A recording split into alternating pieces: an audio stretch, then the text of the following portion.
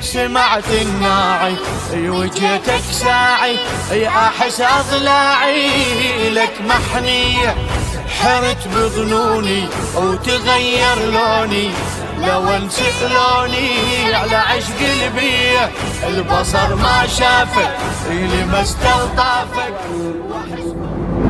هذا الموسم لعله سيختلف إلى حد ما عن بقية المواسم.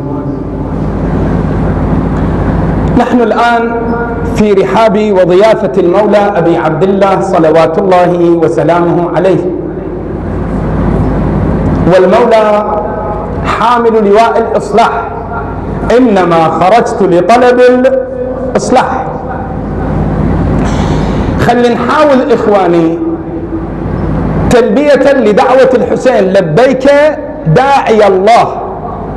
جيد، وهذا أنا مجلسين قدمتهن عن هاي لبيك داعي الله أنا في مدينة الدواية، وأن صرخة الحسين ألا من ناصر ينصرنا مستمرة، وأن تلبية الدعوة في عديد من زيارات الحسين عليه السلام يجب أن تكون 7 وفي زيارة أخرى 7، وبينت ليش 14 مرة، لأن استغاثات الحسين 7 واستنصارات الحسين أيضا 7، فكانت التلبية الإمام يقول ولبي 7 فقل لبيك داعي الله. إذن إخواني خلي نقرن حركتنا بحركة الحسين عليه السلام، وخلي نحاول في هذا الموسم ولو على مستوى هذه المدينة، لاحظوا ولو على مستوى هذه المدينة أن نساهم في نهضة الإصلاح الحسيني التي أوقد شعلتها وقاد نهضتها المولى أبو عبد الله الحسين صلوات الله وسلامه عليه. الآن إخواني خلي نجي إلى هذه الآية.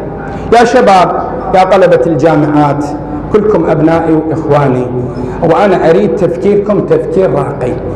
هالمرة قد يكون الطرح غريب على مسامعك الكريمة، الأساتذة القاعدين، الأخوة المثقفين، تقبلني، أنا راح أقيم لك أدلة حتى أنت بعد شوية يبدي فكرك يرتقي ونتخلص أنا وياك من إسقاطاتنا الفكرية مع احترام لجنابك الكريم والفهم الخاطئ لبعض الحقائق والمعارف القرآنية. الآية التي قرأناها على مسامعكم الكريمة هي الآية 46 من سورة الأنعام: وما نرسل المرسلين إلا مبشرين ومنذرين فمن آمن وأصلح فلا خوف عليهم ولا هم يحزنون.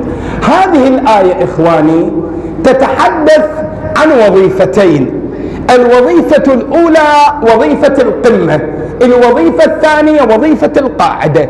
بعبارة أخرى وظيفة القيادات الربانية من جهة، ووظيفة الأمة، وظيفة المجتمع، وظيفة عوام الناس اللي هم أنا وياك. إحنا يسمونا عوام لأن إحنا لا علماء ولا أولياء ولا أئمة ولا أنبياء، إحنا ناس عوام من عرض الأمة. الرسول مثل ما يدعوك يدعوني أنا المعمم، مثل ما يريد منك يريد من عندي. إحنا عوام الأمة إخواني. جيد، يسمونا العوام. يقول عمل العام بلا تقليد ولا احتياط باطل. أنا وياك نقلد لو ما نقلد، هم ذول العوام. عمل العام إحنا العامي. جيد، الآن تعالوا إلى ما تتحدث عنه الآية الكريمة. أولا وظيفة الأنبياء، يعني وظيفة القيادات الربانية اللي احنا نعتقد أنها هي الأنبياء والأئمة والعلماء. هذه قيادات ربانية. الله سبحانه وتعالى أرسل رسوله وعين له خلفاء، والخلفاء أرجعونا إلى العلماء. هذا أعتقد إحنا منتهين من عنده. فأما الحوادث الواقعة بينكم فارجعوا بها إلى روضته. وهذا مو موضوعنا الآن إخواني، ما أريد أتحدث الآن بهذا الموضوع، أأجل لعله إلى مواسم أخرى. عموما ما هي وظيفة القيادة؟ القرآن يلخص وظيفتهم بأمرين: وما نرسل المرسلين إلا مبشرين ومنذرين. الآن أكيد لابد أكو طرفين ضليع شوية في اللغة العربية، أو عنده اطلاع على الأقل في اللغة العربية. إخواني احنا عندنا باللغة العربية أكو أساليب يعبرون عنها أساليب الحصر. ما هي وظيفة الأنبياء؟ القرآن يقول ما على الرسول، ما نافية، ما على الرسول إلا البلاغ، فهل على الرسل إلا البلاغ المبين؟ هذا النفي أو الاستفهام ما على الرسول إلا، ما وإلا تفيد الحصر، يعني ما عنده وظيفة غير الإبلاغ. شنو هو الإبلاغ؟ اسمع الآية ايش قالت: وما نرسل المرسلين، ما ندزهم إلا بأمرين، شنو؟ إلا مبشرين ومنذرين. خلاص يا فاروق نبشرك بالجنة إذا لزمت 1 2 3، ودير بالك ترى 1 2 3 توصلك للنار. بشرتك، أنذرتك، بلغتك، اللهم هل بلغت؟ تقول له بلى، يقول اللهم فاشهد. جيد؟ مبشرين ومنذرين. شيل هاي الوظيفة، هذه مو شغلنا، احنا مو قيادات ربانية، احنا ناس عوام، احنا عرض الأمة. جيد؟ احنا نريد نعرف اللي يخصنا، احنا وظيفتنا شنو؟ يقول تعالى: وما نرسل المرسلين إلا مبشرين ومنذرين، فمن آمن وأصلح فلا خوف عليهم ولا هم يحزنون. يا هو المؤمن، يا هو اللي إلى الأمان، يا هو اللي ما عليه خوف، يا هو اللي ما يحزن. فمن آمن، هم وظيفتك 2: الإيمان وشنو؟ والإصلاح. سؤال: هسه ايش طلع الإصلاح؟ وظيفة رسول الله؟ وظيفة القيادة لا وظيفة القاعدة؟ وظيفة القمة لا القاعدة؟ ها؟ ايه هو هذا اللي نريده. خلينا نفهم القرآن بعد فهم جديد. الإصلاح وظيفة الحسين لا وظيفة الأمة؟ لا الأمة. وظيفة العلماء لا وظيفتنا احنا. هذا اللي الآن يشيل ساعة مشطولة، وأنا الفلاني وأنا السستاني وأنا كذا وأنا كذا وأنا هي وظيفتك لا وظيفته؟ وظيفتنا أنا وياك. واحد يجي يقول: شيخنا إذا إحنا وظيفتنا الإصلاح، لعد شلون الحسين يقول إنما خرجت لطلب الإصلاح؟ تمام ولا مو تمام؟ شلون هاي القيادات شلون حملت لواء الإصلاح؟ أنا أقول لك شلون حملت لواء الإصلاح من قعدنا أنا وياك. إيش قال الحسين؟ ألا ترون إلى الحق لا يعمل به وإلى الباطل لا يتناهى عنه؟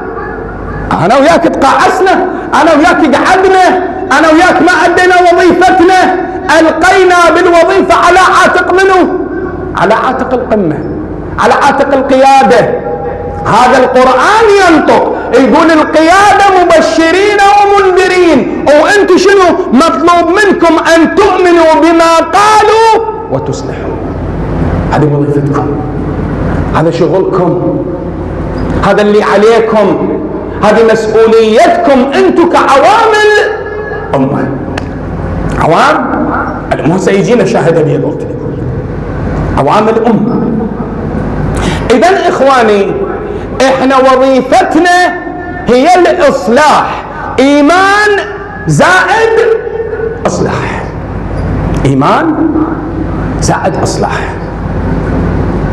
ليش وظيفتنا الإصلاح؟ واحد يسأل ليش إحنا وظيفتنا الإصلاح؟ مولانا نحن ندرك بأن هذا الإنسان في الحياة الدنيا في هذه النشأة على هذه البسيطة إنما يمثل الخلافة الإلهية. الخلافة الإلهية مو مختصة بآدم عليه السلام، أنا وياك خلفاء الله في أرضه. بشوف أنا وياك، هذا القرآن الكريم ينطق: أمن يجيب المضطر إذا دعاه ويكشف السوء ويجعلكم خلفاء الأرض أإله مع الله قليلا ما تذكرون. وظيفتنا الخلافة. في آية أخرى يقول: ثم جعلناكم خلائف من بعد نوح. خلائف، خلائف، أمة تخلف أمة. لاحظوا ماذا يقول القرآن في الآيات 13-14 من سورة يونس. يقول: ولقد أهلكنا القرون من قبلكم وجاءتهم رسلهم بالبينات وما كانوا ليؤمنوا كذلك نجزي القوم المجرمين ثم جعلناكم خلائف في الأرض من بعدهم لننظر كيف تعملون. العمل منين مطلوب؟ من عندنا، لننظر كيف تعملون. إذن احنا خلفاء، مطلوب من عندنا عمل. خلينا نشوف شنو وظيفة الخليفة. واحد يخلونه خليفة، شنو وظيفته؟ اليوم الدولة تعين واحد محافظ، رسول الله يخلي واحد خليفة بمكانه، زين؟ شنو وظيفة هذا الخليفة؟ شنو مسؤوليته؟ هذا اللي أريد أذهان الشباب، أنه من تقرأ القرآن ترتقي بقراءتها للقرآن. الله عز وجل يقول لقد كان في قصصهم عبرة لأولي الألباب. أي شيء تقرأ بالقرآن إذا ما استفادت منه عبرة معناه أكو خلل عندنا بقراءتنا. إخواني أكو خلل عندنا وين؟ بقراءتنا للقرآن الكريم. لابد نعيد القراءة. شوف، لابد نعيد. يا إخوان خلينا ننتقل إلى سورة الأعراف حتى نعرف وظيفة الخليفة. يقول تبارك وتعالى: وواعدنا موسى 30 ليلة وأتممناها ب10 فتم ميقات ربه 40 ليلة. وقال موسى لأخيه هارون: اخلفني. عين خليفة جيد، خلفني في قومي. يا باش اسوي؟ واصلح. تبين وظيفة الخليفة شنو مولانا؟ اصلح. واصلح ولا تتبع سبيل المفسدين. اصلح ودير بالك تنحرف. بمعنى اخر انت اصلح بنفسك لا تنحرف، وبعد اصلح الامه من بعد، لان انت خليفتي في الامه. خلفني في قومي. زين، اذا احنا خلفاء في الارض شنو مطلوب من عندنا مولانا؟ مطلوب من عندنا الاصلاح وعلى عده مستويات. شوفوا 3 محاور انا وانت عوام الامه مطلوب من عندهم يشتغلون عليها. المحور الاول اصلاح النفس. يقول تبارك وتعالى: وإذا جاءك الذين يؤمنون بآياتنا فقل سلام عليكم كتب ربكم على نفسه الرحمة أنه من عمل منكم سوءا بجهالة ثم تاب من بعده وشنو؟ وأصلح. تاب وأصلح نفسه فإنه غفور رحيم. إذن أولا إصلاح النفس. إخوان، إصلاح النفس هذا المحور الأول اللي علينا أن نشتغل عليه. المحور الثاني إصلاح المحيط، من الأسرة إلى الأمة، بل إلى البشرية جمعاء، إلى البشرية كلها. هذه كلها مطلوبة من عندنا. الآن أنتم تقرؤون في زيارة ال40: وبذل مهجته فيك ليستنقذ عبادك من الجهالة وحيرة الضلالة. تتحدث عن الحسين أنت، حبيب شنو دخله؟ عابس شنو دخله؟ ذولا على من استشهدوا؟ جاوبوني يا اخو، على من استشهدوا؟ إذا الإصلاح وظيفة الحسين، إذا الإصلاح وظيفة القيادة، شنو دخل حبيب بالموضوع؟ شنو دخل زهير بالموضوع؟ شنو دخل جون بالموضوع؟ شنو دخل عابس بالموضوع؟ كان قالوا ابو علي هاي مسؤولياتكم، هذه مو مسؤولياتنا. انت شفت لك فرد يوم واحد قاعد يبلغ الوحي بمكان رسول الله؟ ما له علاقه. تبليغ الوحي مسؤوليه من؟ مسؤوليه النبي. تبين الاصلاح وظيفه حبيب، وظيفه زهير، وظيفه جون، وظيفه عابس. هؤلاء بذلوا مهجهم ليش؟ ليستنقذوا حالهم حال إمامهم، ليستنقذوا عبادك من الجهالة وحيرة الضلالة. احنا نكون عندنا استعداد. بالمناسبة ما قالوا ليستنقذوا الأمة أو عبادك، وإن كل من في السماوات والأرض إلا آتي الرحمن عبدا. عبادة يعني خلقك. الحسين ما استشهد على مود الشيعة أو على مود المسلمين، على مود حتى الكفار، لعلهم شنو؟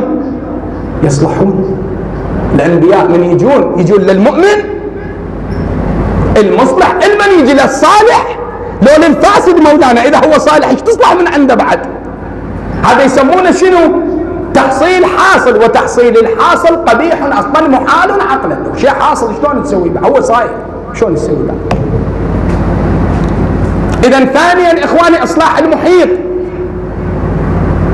يا أيها الذين آمنوا قوا أنفسكم بعد وأهليكم نارا وقودها الناس والحجارة عليها ملائكة غلاظ شداد لا يعصون الله ما أمرهم ويفعلون ما يؤمرون. في آية 6 التحريم.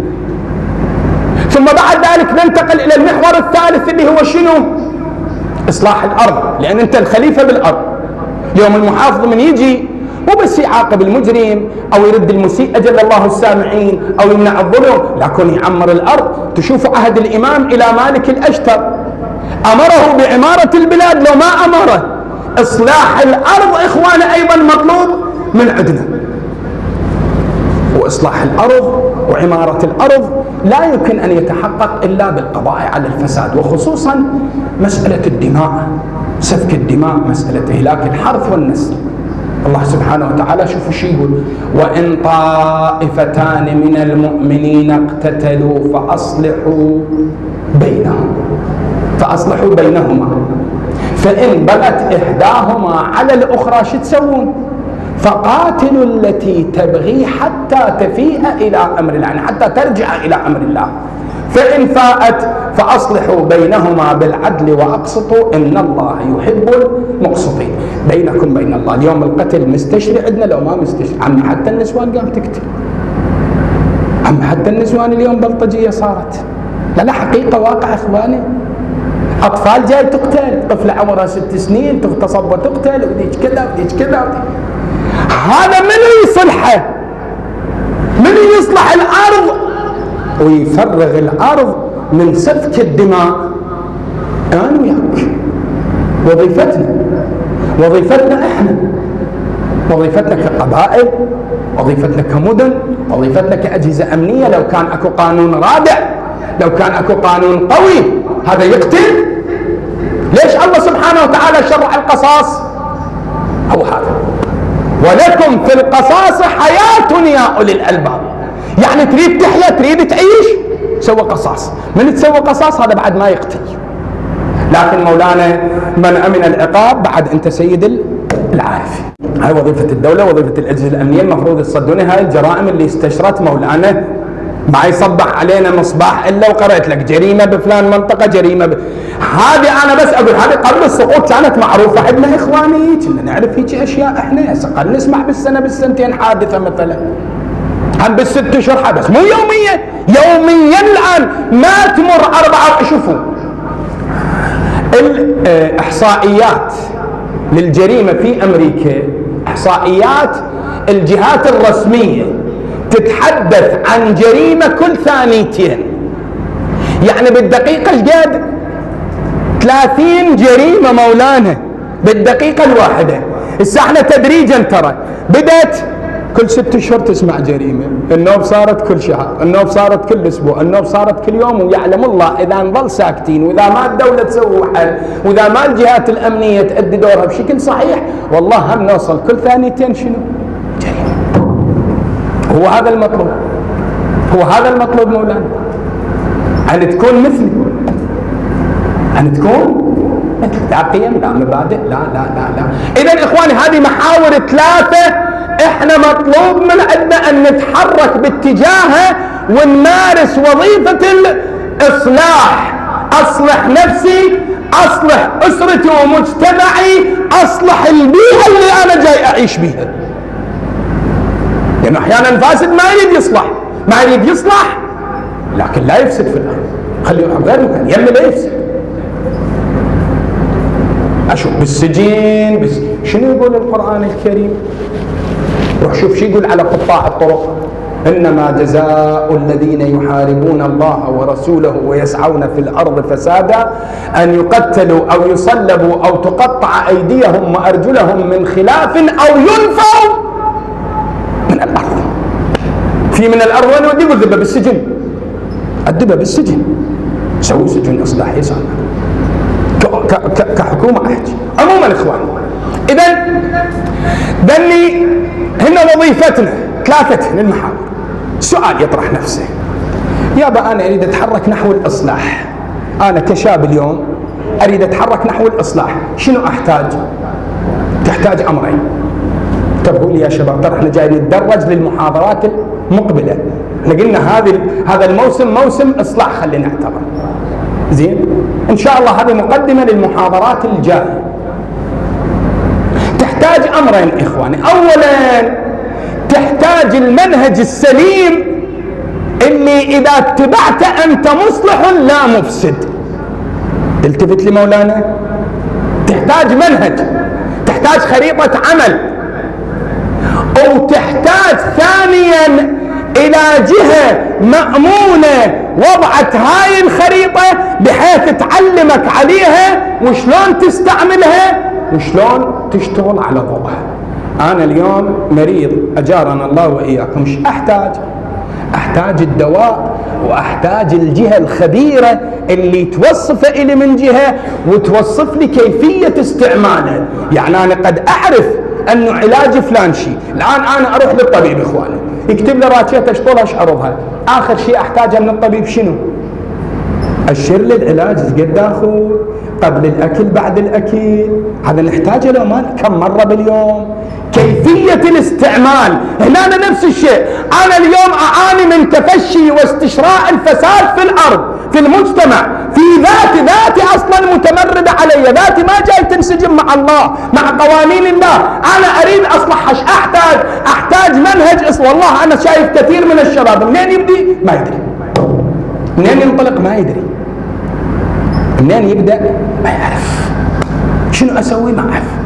عندي فلان شي شيخنا شلون أخلص من عنده، عندي فلان شي شيخنا شلون أتقرب إلى الله، شلون أصير مثلا ما يدري منين يبدي، فاقد للمنهج. وبعد يحتاج الجهة الأمينة الموثوق بها الخبيرة اللي تعرف شلون تشتغل على هذا المنهج. ليش تدرون ليش اخوان احتاج ذن الجهتين؟ احتاج ذن الجهتين لانه الان انا من اطلع للشارع اشوف اولا عدة جهات تطرح نفسها كقيادات للامه. على المستوى السياسي القى ما شاء الله الاحزاب ضاله، على المستوى الثقافي القى المؤسسات والجمعيات الثقافيه هم ضال، افكار ما اتحدث فقط داخل المذهب وخارج المذهب وخارج الاسلام اصلا. شوف اقتصاديا كم مذهب اقتصادي عندك، زين اخلاقيا ايش قد عندك مذاهب اخلاقيه، الفلاسفه بكتر والمذهب الوجداني بكتر وذاك كتر مذاهب اصلا عندك. تشوف مولانا، وهكذا فقهيا عندك مذاهب، عقائديا عندك مذاهب. المشكله وين يا اخوان؟ التفتوا، انا اليوم من اطلع كلها تقول تعال، وين اروح ما ادري. المشكله شنو؟ المشكله ان هذه المذاهب بمختلف مجالاتها ومختلف انواعها، هذه بعضها مذاهب انتهازيه، تريد تستعملني سلم توصل من خلالي، ما تريد تستغلني، خليني اضرب لك مثال اخواني، انتبهوا لي بارك الله فيكم. الان من يجيك واحد يقول لك عندي وياك مشكله او نتحاكم للقران، شو تقول عنه؟ هذا زين لو مو زين اللي يدعوك للقران؟ احسن من القرآن بعد؟ لا والله حقيقة. خلاص جيد زين. الآن التفتوا مولانا، التفتوا، السقيفة قامت على من؟ حسبنا كتاب الله، جيد. صفين قامت على من؟ بيننا وبينكم كتاب الله، جيد. الخوارج نهضوا على من؟ لا حكم إلا القرآن. هاي 3 حركات لو مو 3 حركات بيهن واحدة صائبة. كلمة حق أريد بها شنو؟ يجيك مذهب يطرح نفسه كمذهب يريد يحل مشاكلك الأخلاقية، مشاكلك الثقافية، مشاكلك الاجتماعية، مشاكلك الاقتصادية، مشاكلك السياسية، مشاكلك كل مشاكلك العقائدية الفكرية، كلها يريد يحل لك، بينما هو مذهب انتهازي يريد يستعملك، يشتغل عليك. من يجيك واحد ويقول لك الحسين مظلوم، الحسين كذا، ويذرف الدموع على الحسين، شو تقول عنه؟ شو تقول عنه؟ من يقول لك واحد كون الله يوفقنا وناخذ بثار الحسين، شو تقول عنه؟ حركتين عندنا رفعت لواء يا لثارات الحسين، حركة المختار الثقفي وحركة العباسيين. ليش وحدة صائبة ووحدة لا؟ لأنه وحدة انتهازية ووحدة ربانية. إذن أكو مذاهب انتهازية مولانا، أكو جهات انتهازية لو ماكو. هذه مشكلة أولى نصطدم بها إخوان، هذه مشكلة أولى، أنه يظاهر لك إنسان بالحرص عليك بالوقت اللي هو يريد يفترسك، يريد يستثمرك كآلة وكوسيلة يتوصل بها إلى غاياته ومآربه. شنو يقول الإمام الرضا عليه السلام في وسائل الشيعة؟ يقول إن ممن ينتحل مودتنا، ينتحل إخواني بعد سامعين أنتم انتحال الصفة، انتحال الصفة يعني هو ما يمتلكها، تمام ولا مو تمام؟ اليوم يدزمون واحد يقول ينتحل صفة عقيد بالجيش أو بالاستخبارات أو كذا، يدعي يعني. إن ممن ينتحل مودتنا لمن هو أشد على شيعتنا من الدجال. سامع بالعور الدجال؟ يقول هذا أخطر. سئل أحد أصحابه قال له كيف لابن رسول الله؟ قال بموالاة أعدائنا وعداوة أوليائنا، إنه إذا كان كذلك لم يعرف حق من باطل ولم يعرف مؤمن من منافق، اختلط الحق بالباطل ولم يعرف مؤمن من منافق. انت بعد من تشتغل لك وجهه تدعي الدين ومشيت وياها فتره مثل الاحزاب او غير الاحزاب واصطدمت بها، ايش قلت؟ قلت كذابين، لا اكو دين، لا اكو الله، لا اكو رسول الله، لا اكو، لا. تمام ولا مو تمام؟ انكرت الناس لو ما انكرت، كفرت بالدين لو كرهت الدين لو ما كرهت. ليش؟ لانه مشاله ورا جهه خاطئه، مو منهجها خاطئ، هي كل منهج ما عندها اصلا، لكن هي الجهه غلط. مثل واحد مسوي روحه طبيب ومو طبيب، يعطي علاج صح. هذه مشكله. مشكله اخرى اخواني، ان بعض الجهات تريد الإصلاح ولكن لا تمتلك المنهج، تتصور أنها مصلحة بالوقت التي هي شنو؟ مفسدة. وهي مشكلة الجهال. شنو يقول عنهم القرآن الكريم؟ يقول وإذا قيل لهم لا تفسدوا في الأرض قالوا إنما نحن شنو؟ ألا، اسمع شو يقول؟ يقول ألا إنهم هم المفسدون ولكن المشكلة شنو؟ لا يشعرون. كم واحد بواحد الآن يقول لك أنا أعالج مشاكل الأمة أو يطرح نفسه لمعالجة مشاكل الأمة، لكن بعدين يفشل. ليش يفشل؟ منهجية ما عنده مولانا. يابا أنت تريد تصلح، أنت شنو ارتباطك بالله؟ رد أشوف الله راسم لك خريطة تشتغل عليها، عندك علاقة بالله. مثلا وقت علي بن أبي طالب عنده علاقة بالله، يقول له إلهي هاي المسألة أشكلت عندي حل لي إياها، دليني على حل. هي دلي مو علمني حبيبي رسول الله 1000 باب من العلم يفتح لي من كل باب 1000 باب. انت عندك هيك حال؟ شلون راح تشتغل؟ اذا اخوان احنا نحتاج الى القياده، اسمعني، الجهه يعني، نحتاج الى المنهج، والا ترى نوقع ما بين اما جهال مو شغلتهم ما عندهم منهج، واما ناس انتهازيين. وين ألقى المنهج؟ وين ألقى القيادة؟ إني تارك فيكم الثقلين كتاب الله وعترتي أهل بيتي ما إن تمسكتم بهما لن تضلوا بعدي أبدا. هسه عرفت ليش نقيم مجالس الحسين؟ عرفت ليش متمسكين بالحسين؟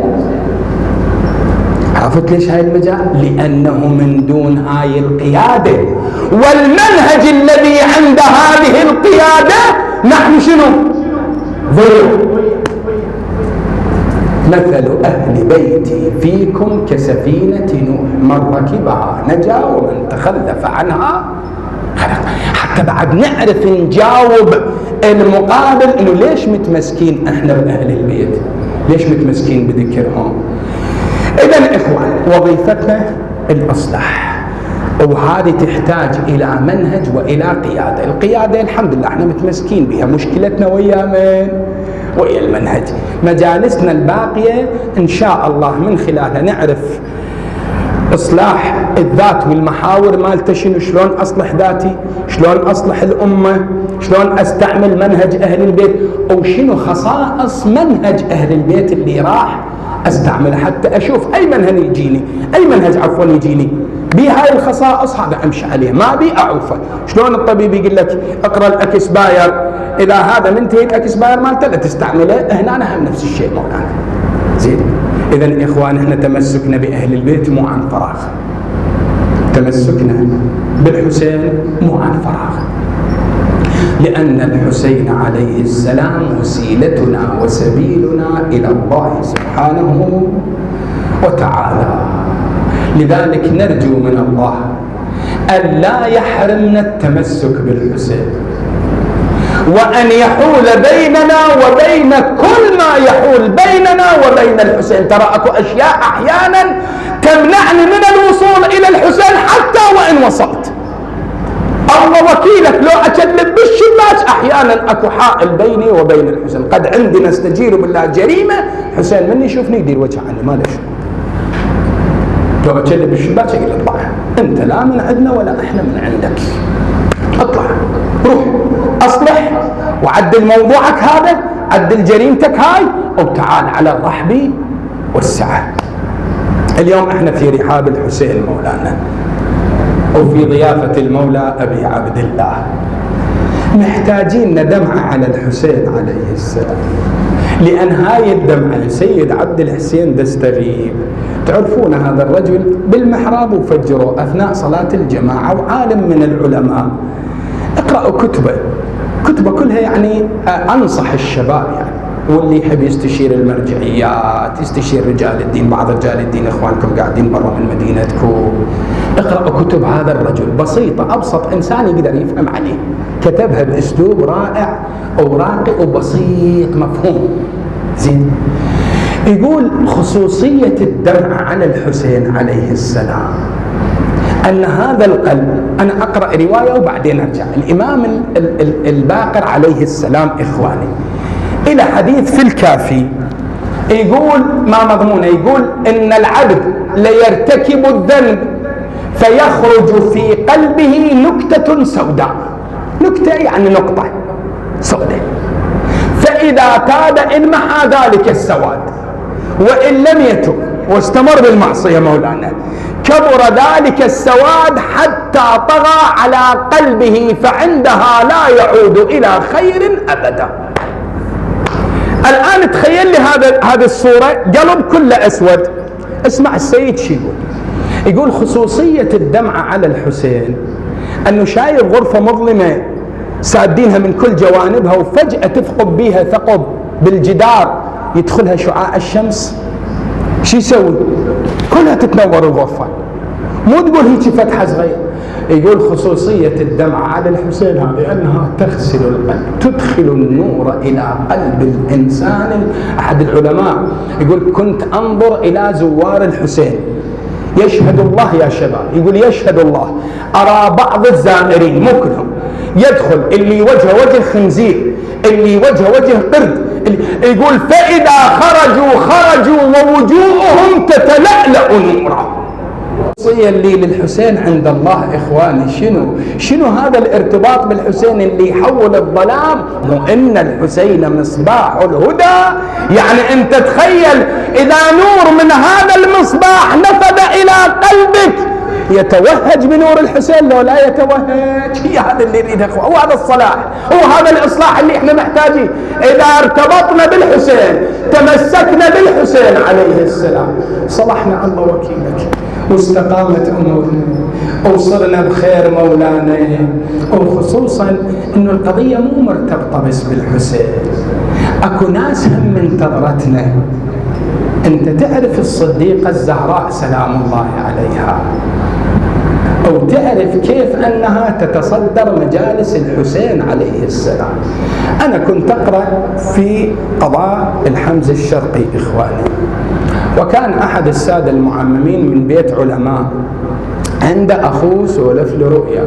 احنا شاهدنا ترى بهذا، ولا احنا عقيدتنا أنا، وعندنا روايات عن المفضل ابن عمرو يقول له للإمام الصادق، يقول له مولاي البارحة بالمجلس ما شفتك. قال له ليش ما شفتني؟ أنت من دخلت تعثرت بالباب لو ما تعثرت؟ قال له أنا اللي قاعد بالباب. قال له ابن رسول الله أنت إمام معصوم، يجل المقام مقام الإمام، يجل مقام السامع الكريم، احنا بالباب شو نخلي أجل لكم الله، هاي عنا نخليها يم الباب. قال له أنت بالرسول الله شلون تقعد هنا؟ أنت إلك صدر المجلس. قال إن صدر المجلس لجدتي فاطمة السلام.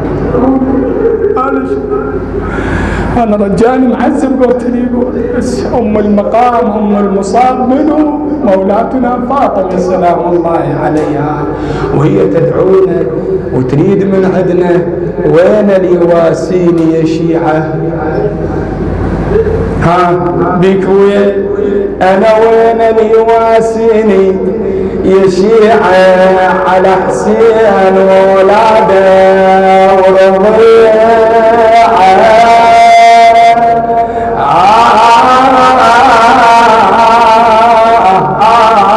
مع احترام جنابك الكريم صفط يجل مقامك. اتحدث عن نفسي يا فاروق، صفط ذنوبك قدامك وحط ام الحسن وقول انا دخيلك. هاي صارت كورونا، الحكي صار صدق وصارت جنه ونار.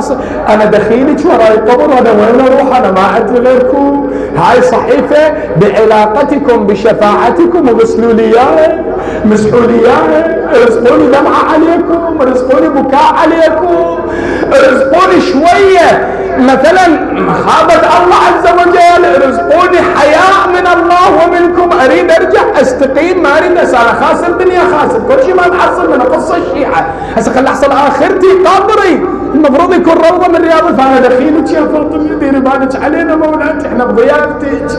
والله وين اللي يواسيني يا شيعه؟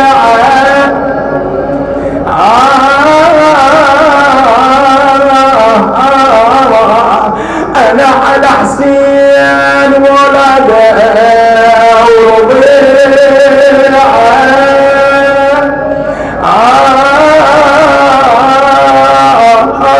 ساهم بويا ساهم، والله رضيعه رضيعه، ومن والده عليه طليعه.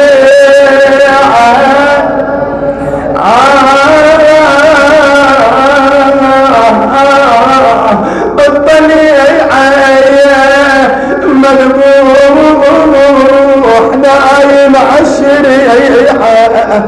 انا وين اللي يواسيني بدمعته؟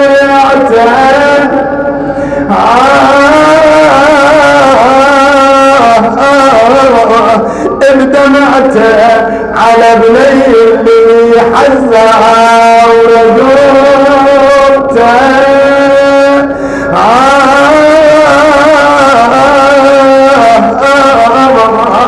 إنها كلامه يعني نقرأ من الأبيات. اليوم نقرأ عن الزهراء، وباكر أيضا هم نقرأ عن الزهراء سلام الله عليها. والله تقول أدور بالمجالس مثل المضيعة، بل كان صوتنا على الولد يا ناعل حسين الحلو طبعا الطبعا. اسمع بعد تقول ادور بالمجالس واحضر النوح على بني الظرف 3 أيام مطروح. يا شيعة انكسر قلب وش تحمل الروح، جرح المالك اللي يجروح. والله لو النن التون بندوح على مصاب الحسين المات مذبوح. توصيك الزهراء بلسان الحال تقول بالله يا شيعة من تطبون المجلس وليدوبين يقعدون ويا يريد انكم تنوحون ومن البوات لا مولاتي، هو شنو اللي صار بالحسين؟ تقول أنا وقفت على الحسين، وقفت عليه شفت الجسد مقطع على الرمضاء، أشلاء متناثرة. يلا أبيات الدعاء صاحت والله صاحت، يا ريح قلبي يا ودادي، والله يا ودادي يا بعد عمر شلون هادي، يما سوت بحالك هالأعادي، جسمك ترى سحابة الوادي، يا هو راسك تصعد بيه